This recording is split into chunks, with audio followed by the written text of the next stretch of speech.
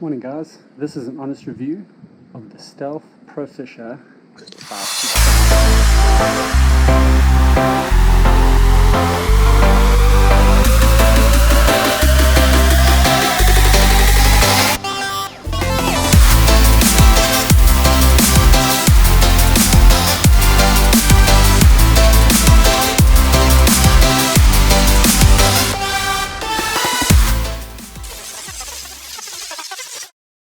Okay, so I've got the 525. The reason why I got it is, well, the main reason is so I can fit in my garage.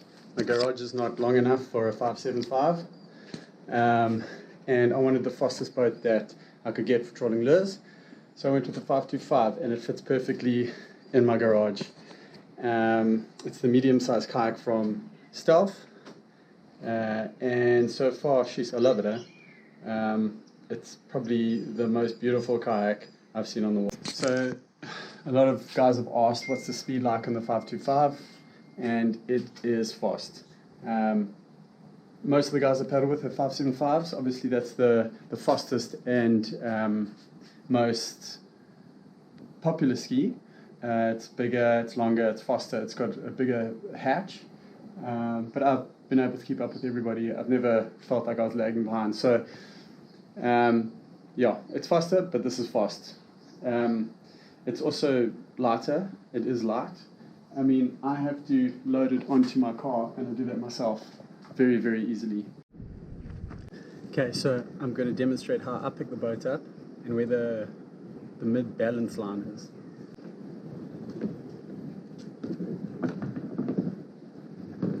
There's another handle here, but then it's off balance again, so the best way is to hold the foot strap or the side of the boat. So you've got one handle, and you're holding on one side of the boat, then it's balanced.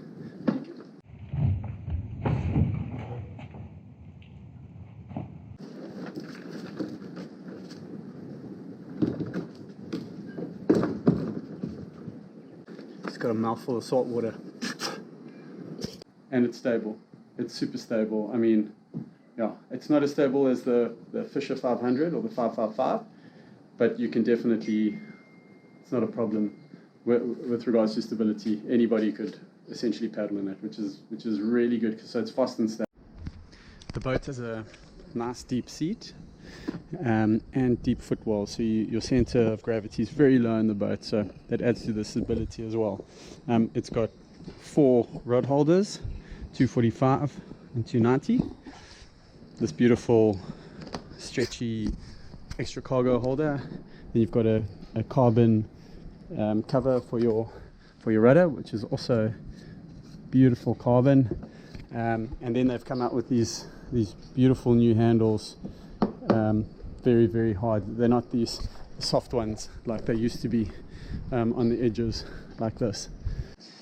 They've updated the scratch pad for where you put your pedal in to a clear vinyl. Don't know if you can see it. Yeah. Yep. Another solid handle in the back, and then you've got your hatch hole and your boat hole. The biggest change for me has been the fish hatch, the live bait well. So you throw your bait in here, and it's got a breather holes there that just circulates the water, and it works amazingly well. It is the reason that I got this kayak. My last one didn't have one in.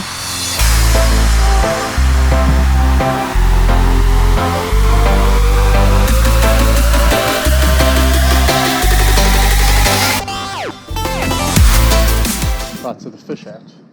This thing is awesome. I much prefer it to the last boat. It's nice and light, flips over nice, perfect angle for your finder. You've got this cut mat here. As you can see, I've used it quite a bit. It detaches if you want to put a flat one on without the finder, so it's interchangeable. The one issue I was having with this was that when I got it, when I was launching, water was just filling into my live well, into my fish hatch, and I couldn't understand why. And I figured it was water coming in because there wasn't a good seal here. So one change I have made is I've put on some high density foam here, so this seals onto that, and I haven't had that problem again. I think it's just the angle was slightly off with this fish hatch. I haven't heard anyone else have that issue though, so it could just be mine. I do love these fish hatch straps. Let me just do them for you.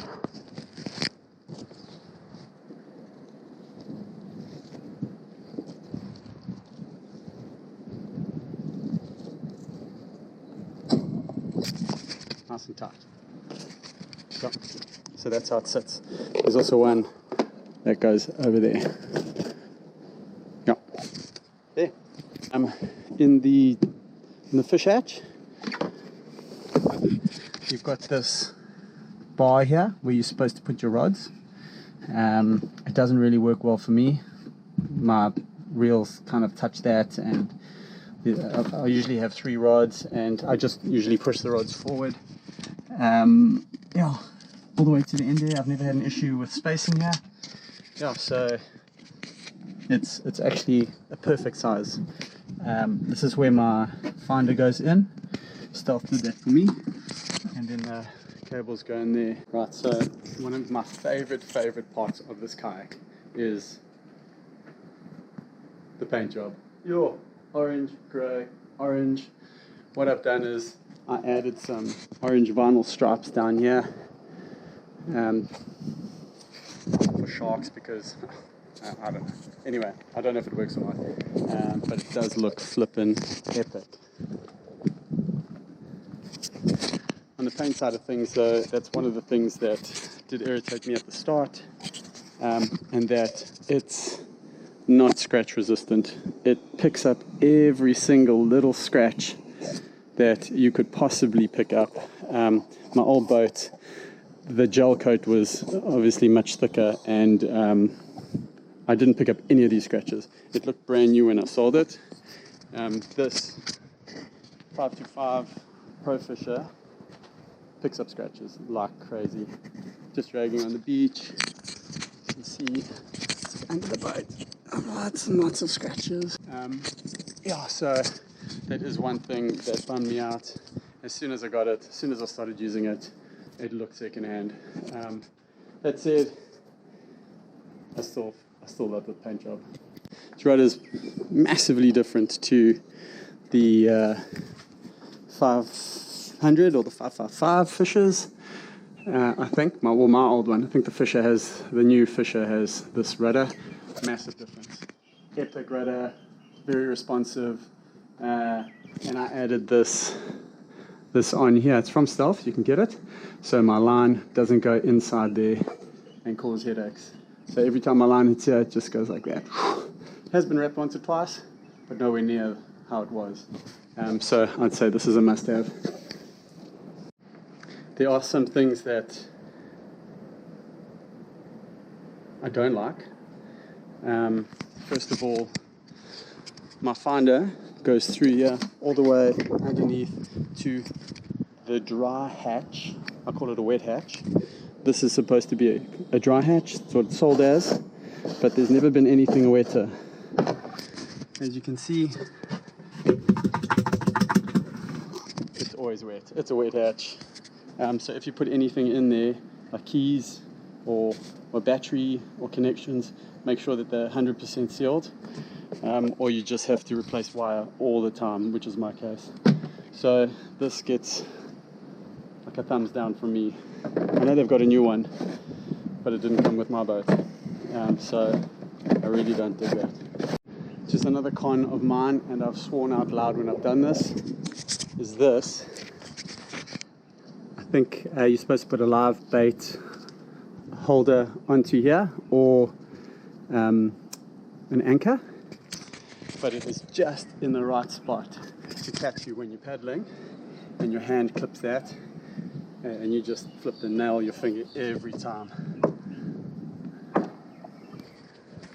Irritates me. Same thing happens here. Catches this if you're paddling a bit lazy, which you shouldn't be, but yeah, it does piss me off. If it was there, it was just slightly back. Perfect. would be out the stroke range. So guys, that's it. I'll put a full list of my pros and cons in the description so you can read through those. Again, this is my view of my experience with my boat. I've got no affiliation to anybody. I do love the Stealth range. As you can see, I've got a double there as well. But if you've got any other tips for me or any suggestions, or let me know how you feel about your boat, what are your pain points, yeah, hit me up in the comment section. Otherwise, like and subscribe. Otherwise, see you on the water for a blank. Ew.